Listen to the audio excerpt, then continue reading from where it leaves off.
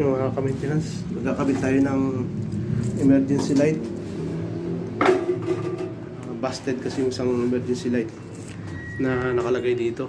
Ngayon, papalitan natin to. Kaso ang ginawa nung mga dating nagkabit, naka-splice.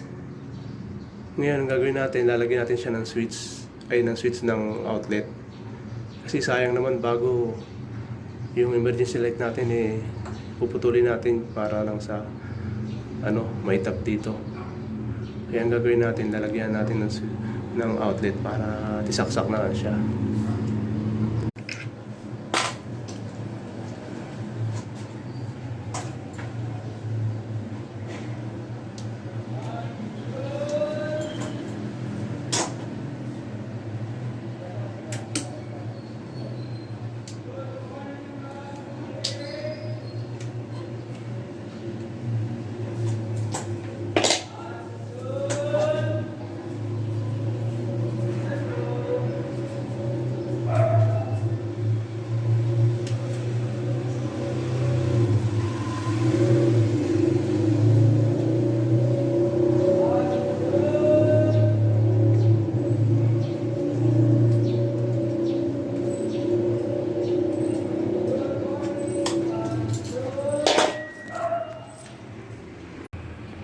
Ayun mga ka-maintenance, naikabit na natin, testing natin, on muna natin.